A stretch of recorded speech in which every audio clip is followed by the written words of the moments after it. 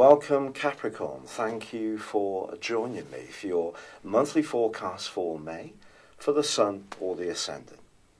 If you've yet to subscribe to this channel, I'd be really grateful if you did so now.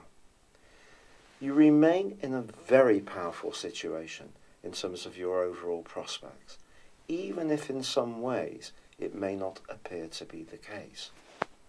Part of the reason for this, Capricorn, is that your ruler, the planet of structure, Saturn, returned to be with you in December 2017, and ever since then it may have felt that certain parts of your existence were really being squeezed and oppressed in some kind of way. But I want you to look back further than that to 2008 when Pluto arrived in your sign. Since then I think there's been a huge potential for transformation.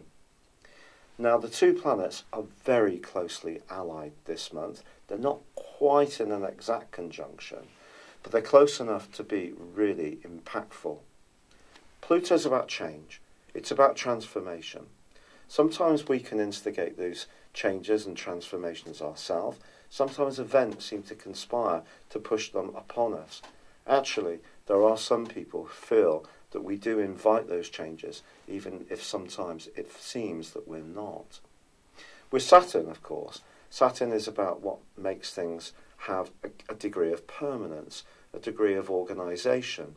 And that's where your penchant for detail, thoroughness, hard work, application are absolutely priceless qualities that are steeped in the energies of Saturn. So though Saturn can be definitely a very restrictive, oppressive and obstacle-bringing influence, essentially it is something we do all need. It gives us a sense of structure that helps us to glue all the elements of life together. So I feel there may be some parts of your existence which are changing, elements that you've been adhered to for a very long time, and that may feel a little bit uncomfortable. But also the growth and change that's going on can be so enriching and rewarding. Now it is true that Jupiter, the planet of growth and traditionally of fortune, is continuing to rewind in a retrograde in a very psychological part of your scope. And that can see you consulting people with spiritual or philosophical knowledge, guides, spirit guides if you want to call them, just wise old owls, people who've perhaps been through changes themselves, can be a great source of information and comfort this month. But there are some very dynamic energies set to come in for you. Now, to begin with this month, Mercury and Venus are contained in a part of your chart which is to do with your home, family and life organisation. And I think it's there that you could be making some decorative changes, perhaps even buying some new furniture. If your weather is improving, you may be spending more time in the garden. But also, the Sun is in a much more gregarious part of your situation, which is about helping you to showcase the much friendlier, outgoing and more sociable part of your nature. There's also a new moon on the 4th, which is going to bring a gush of warmth and affection into your situation too. But then Mercury joins Taurus on the 7th, and Venus on the 14th. But of course, you already have Uranus in this area. And since March the 6th, and for 5.5 months last year, in 2018, Uranus was starting to see you think of how you can shake up your situation in perhaps a little bit more of a daring, innovative and challenging way, of not necessarily always being the person that provides the roots, the structure for other people, but thinking more about the platform for you to demonstrate your creativity, flair, and that legendary dry wit of yours. So I think a much more sociable phase is coming in as this month draws on. And also, and this is really important, Uranus is going to be going conjunct with Uranus at the start of week 3 for 1 week. Now, if you're single, this can have significant benefits to you. It could see you have a completely spontaneous attraction to someone. You may go to an event with not in any way an expectation that you could meet someone, but you could just get chatting and find that you can have some great fun. Doesn't necessarily have to be romantic, but certainly very uplifting. But there is a chance for some kind of spark. Now, if you're in a relationship which is basically sound, but it's got a bit stale and predictable, Venus alongside Uranus is pushing you to try to find ways in which you can reinvigorate the desire and the attraction between you. But that may mean breaking patterns that have become quite entrenched. Mercury moving into Taurus, on the other hand, is very much about fun. And it has, in its transit through the sign of Aries, been a time when you've perhaps been a bit more reflective. But I think all of this is coming in, and with Uranus influencing both Mercury and also Venus, it's a chance for you to be a little bit more spontaneous, not quite so concerned of weighing up all the different downsides, which is not you being overly anxious, it's just you being naturally wise and cautious. But sometimes it's good just to let go a little bit. And if you do connect with your inner child, I think it's going to do you the world of good. Also, on the 16th, Mars punches its way into Cancer, which is your opposite sign. This is going to give you an appetite to engage with other people much more, but also to assert your needs if someone's not being very respectful, who's close to you. Mars is also going to be forging a brilliant link with Uranus in the second half of this month. So you really have it all. You're going to be given out a sparkling, charismatic vibe, which can draw all sorts of goodnesses to you. It really is a fantastic opportunity this month. And yet back at base camp, if you like, with Saturn there, just seeing you feeling that you need to limit down your energies to the things that really matter, and Pluto seeing you profoundly change as an individual, it may seem all a bit scary.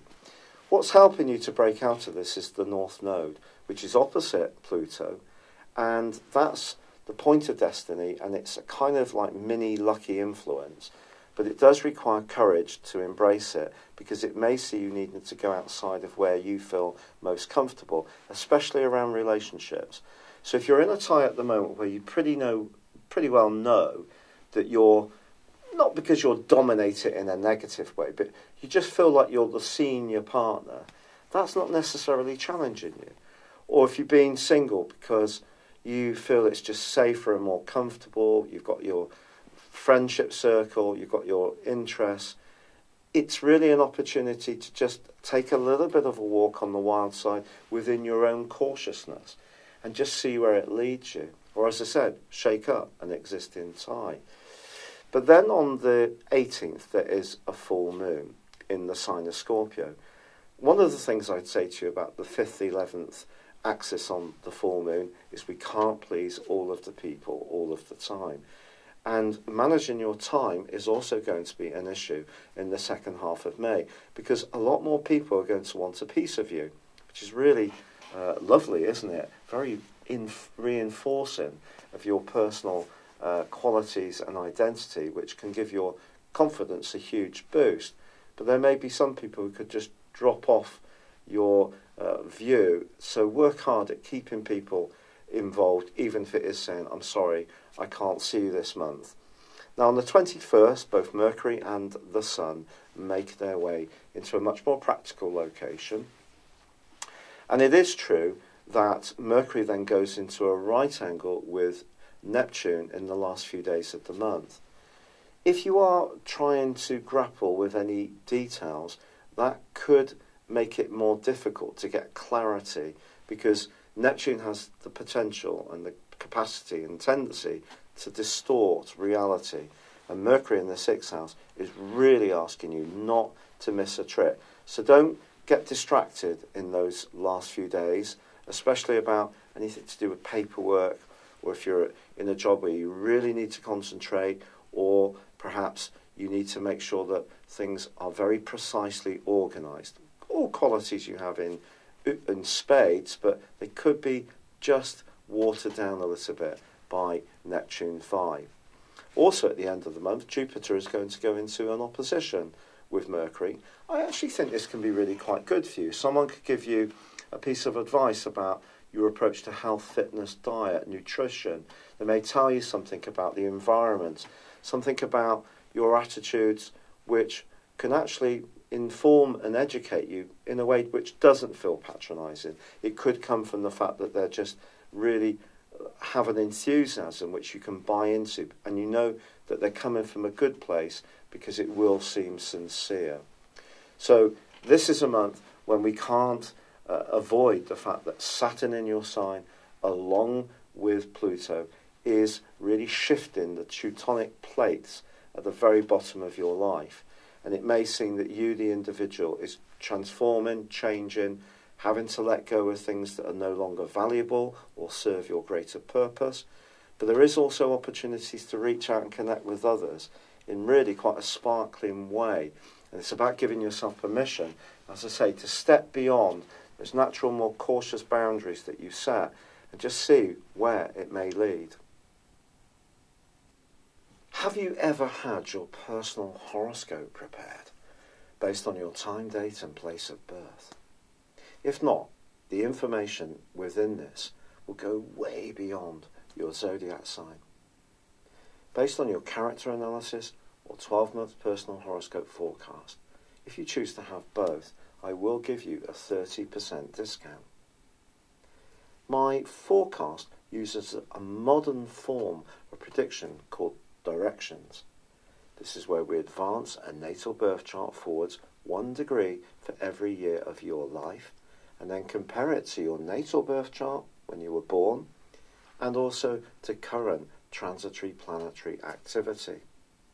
A large astrological study found that this was the most accurate form of forecasting. Why not join me beneath this video on the link and check this out for yourself? But for now, it's been a pleasure being with you. Good luck and goodbye.